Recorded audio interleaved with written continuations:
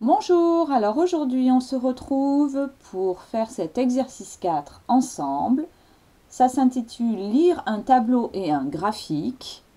Et on va d'abord, avant de commencer cet exercice, voir si on comprend bien toutes les informations qui sont données dans ce tableau ou dans ce graphique. Vous avez donc sous les yeux votre exercice 4 dans votre fichier nombre de la page 102. Et à côté de vous, vous avez votre ardoise pour pouvoir répondre aux questions que je vais vous poser. Ça y est, tout le monde est prêt? Ok.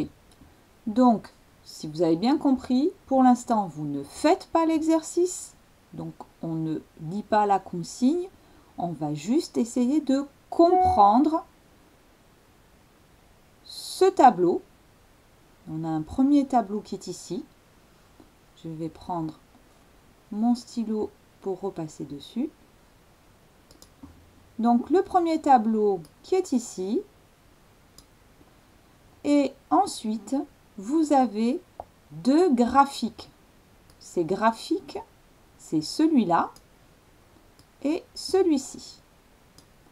Donc un tableau, deux graphiques. On verra quelle est la différence tout à l'heure. Je vais vous laisser 1 minute et vous allez lire entièrement à voix haute votre tableau et vos deux graphiques. Top, je vous laisse 1 minute.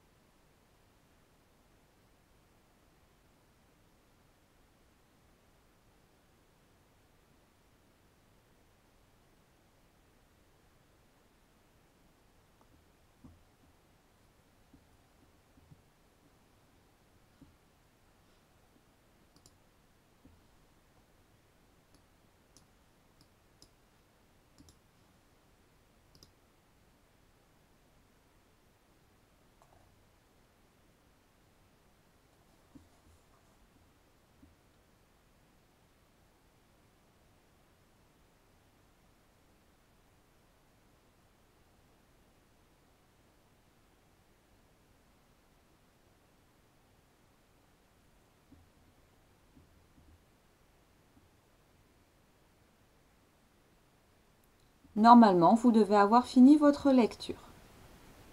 Donc la première des questions est: de quoi parlent le tableau et les deux graphiques? Répondez à l'oral.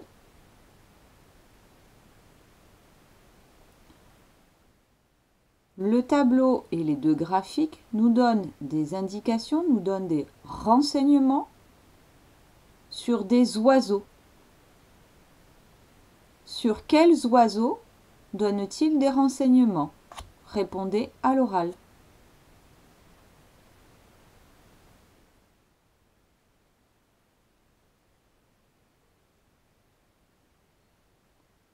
Le tableau, comme les deux graphiques, donne des renseignements sur les oiseaux qui sont donnés ici, c'est-à-dire la cigogne blanche. On la retrouve ici, on retrouve la cigogne là aussi. Le canard à front blanc, on retrouve le canard ici, on retrouve le canard ici.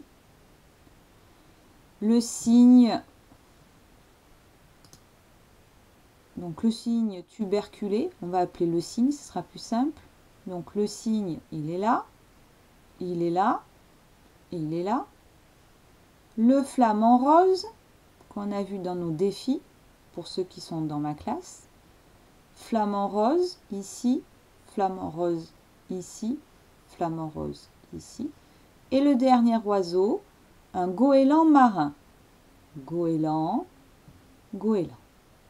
Donc pour le tableau comme pour les graphiques, à chaque fois, on retrouve les 5 oiseaux qu'on a dans le premier tableau. Donc ça nous donne des renseignements sur ces 5 oiseaux. quel type de renseignement on peut avoir. Cherchez bien.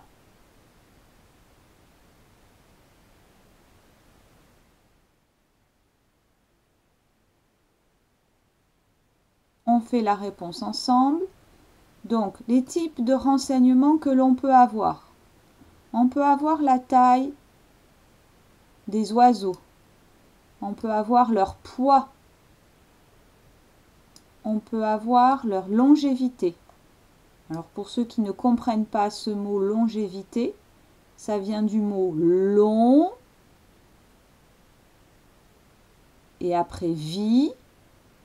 Donc, c'est la longueur de la vie, la longévité, la durée de vie moyenne de l'animal.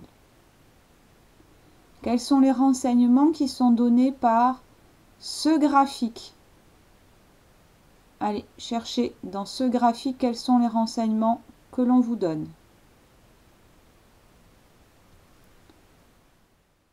On corrige, on vous parle de la taille. Vous pouvez le savoir par le titre qui est écrit ici, mais également par l'unité de mesure qui vous est donnée là. C'est-à-dire que la taille qui vous est donnée, elle est en centimètres. On regarde le deuxième graphique. Dites-moi quels sont les renseignements que l'on a sur ce graphique.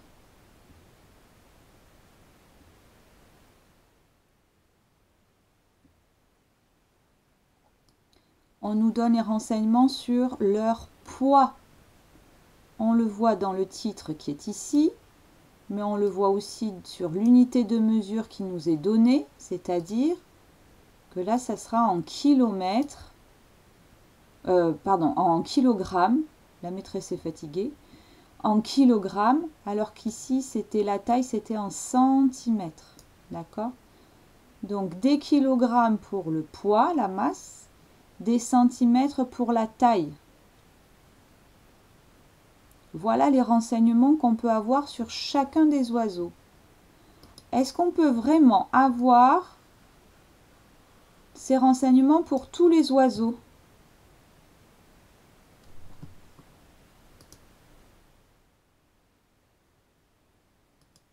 Et non, on ne peut pas avoir ces renseignements pour tous les oiseaux. Pourquoi? Parce qu'il y a des cases. Alors là, c'est un peu trop grand. Je vais le descendre. Il y a des cases qui sont vides. Il y a des cases qui sont vides. Par exemple, ici, la case, elle est vide. Donc, la cigogne blanche, je n'ai pas sa taille ici. Ici, la case est vide aussi. Le flamand rose, je n'ai pas sa taille. Mais je n'ai pas non plus pour le flamand rose son poids dans le tableau. Et pour le goéland, je n'ai pas non plus son poids. Donc ici, il y a 4 renseignements qui sont manquants. Où est-ce que dans les graphiques, j'ai des renseignements qui sont manquants?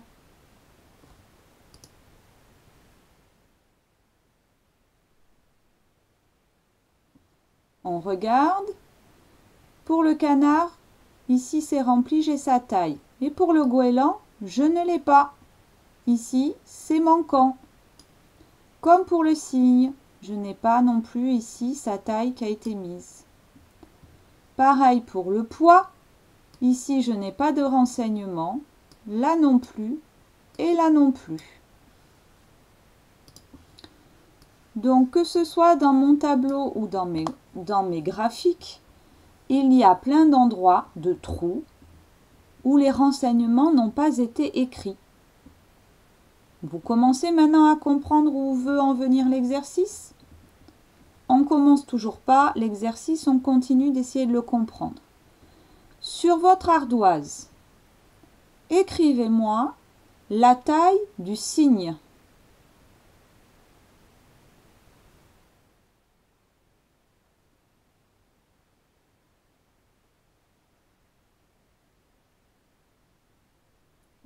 Ça y est, vous avez répondu?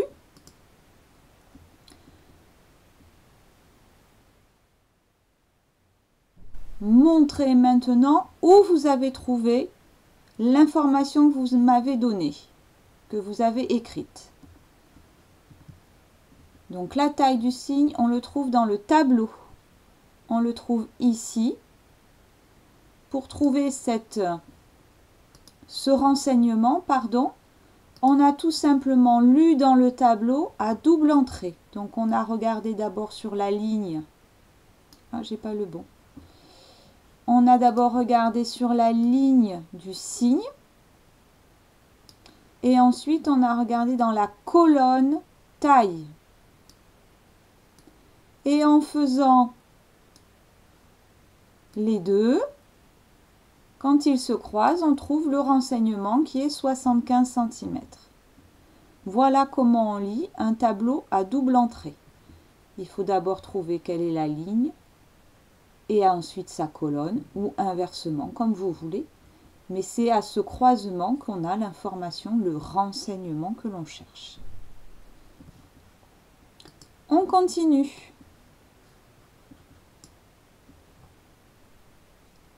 Maintenant, donnez-moi la taille du flamant rose.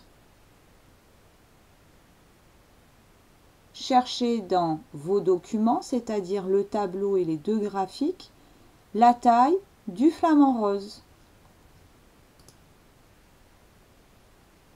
Écrivez votre réponse sur votre ardoise.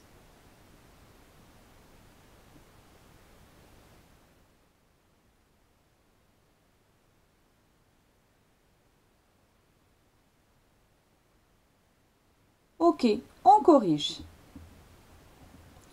Je regarde mon tableau. Je regarde à la ligne flamant rose.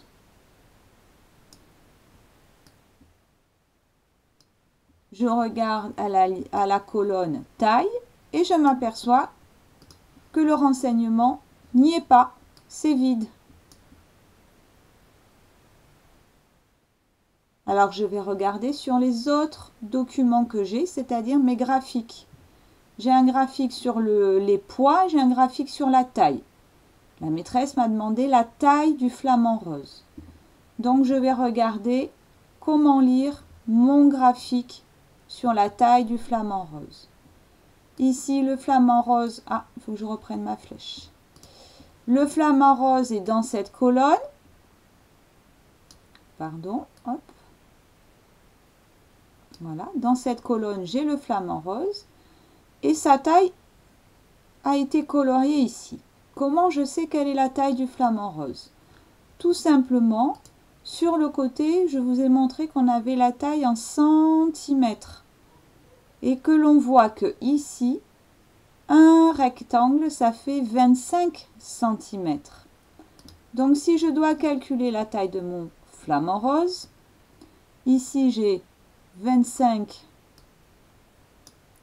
cm, encore 25 cm, encore 25 cm, encore 25 cm, encore 25 cm.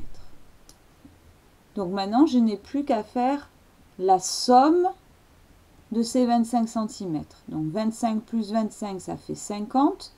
Je l'ai encore deux fois, ça fait encore 50. 50 et 50, ça fait 100. 100 plus 25, 125. Donc la taille du flamant rose, c'est 125 cm. Donc je n'ai pas cette information dans mon tableau, mais je l'ai dans mon graphique. Si je la calcule. Vous avez tous compris? On continue. Effacez votre ardoise. Moi, j'efface mon tableau.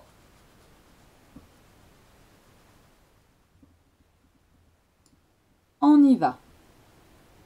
Écrivez sur votre ardoise quelle est la taille du canard.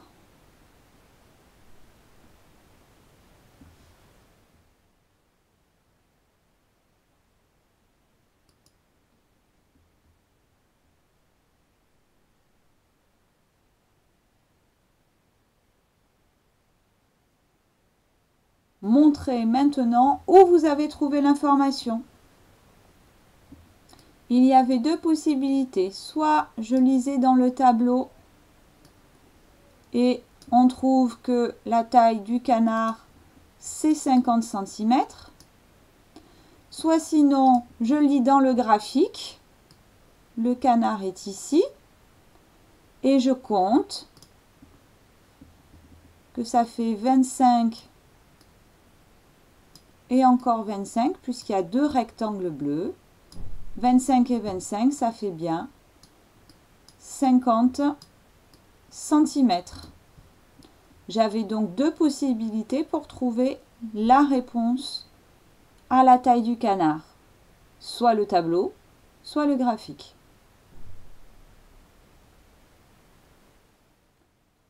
On continue.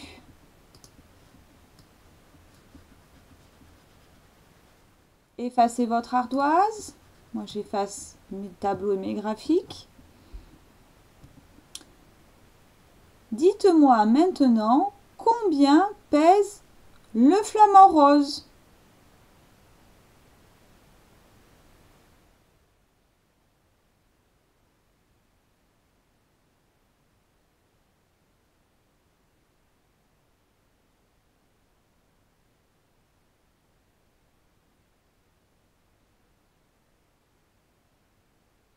C'est bon, vous avez trouvé combien pèse le flamant rose? Quel est son poids?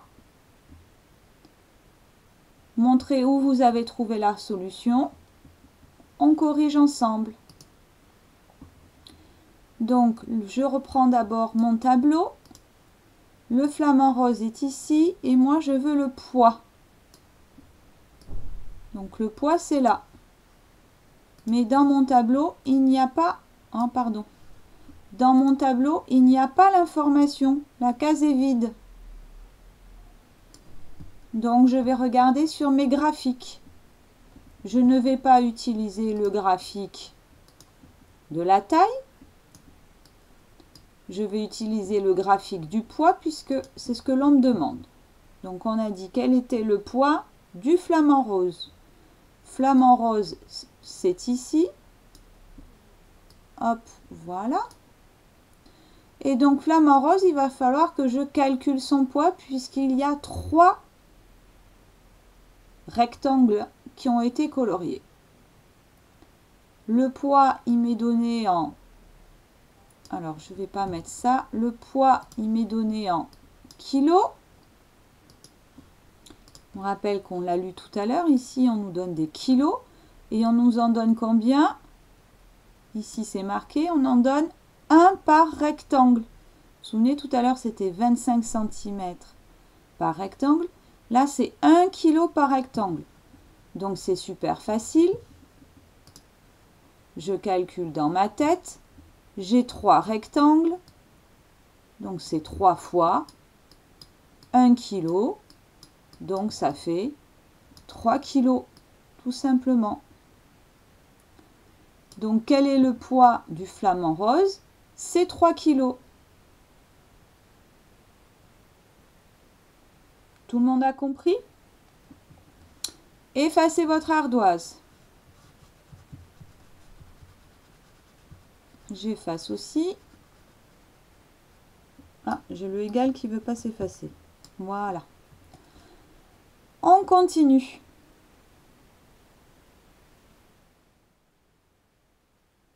Maintenant, je vais vous demander, par exemple, quelle est la taille de la cigogne?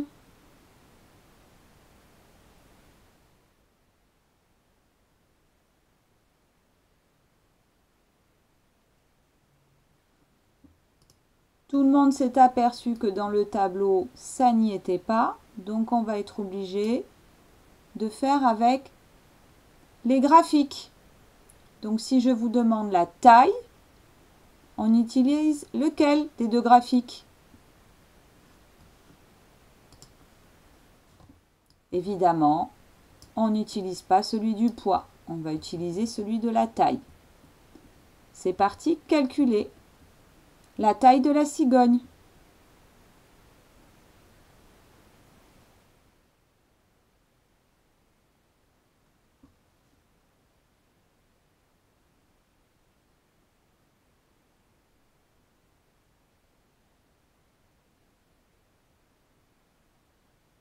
Allez, on corrige.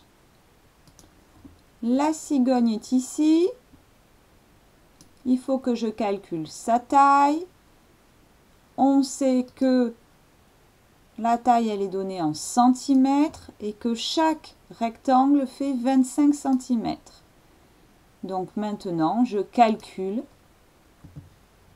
combien de centimètres j'ai. Donc j'en ai 25, 25, 25 et encore 25. Si ça peut vous aider, vous pouvez écrire avec votre crayon de papier 25 dans chacun des rectangles. 25 et 25, je connais mes doubles. 2 fois 25, ça fait 50. J'ai encore 50 ici puisque j'ai 2 fois 25. Et le double de 50, ça fait 100. 100 centimètres. C'est bon pour tout le monde? Alors, un dernier. Quel oiseau vit le plus longtemps?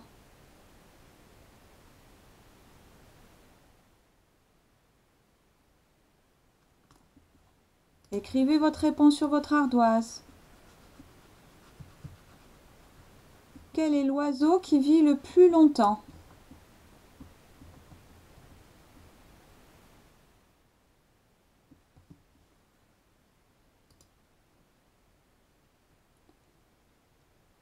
Top, on corrige. Donc, je vous rappelle, la durée de vie, ça s'appelle la longévité. C'est ici. L'oiseau qui vit le plus longtemps, c'est donc celui qui a le nombre le plus grand. Et je vous rappelle que pour comparer des nombres, on doit dire plus grand ou plus petit. Donc, c'est la cigogne blanche qui vit le plus longtemps parce que 26 est plus grand que 20, que 19, que 13. D'accord? Donc celle qui vit le plus longtemps, c'est la cigogne blanche. Pareil, on efface son ardoise. Nouvelle et dernière question avant que vous fassiez votre exercice tout seul. Quel est l'oiseau qui vit le moins longtemps?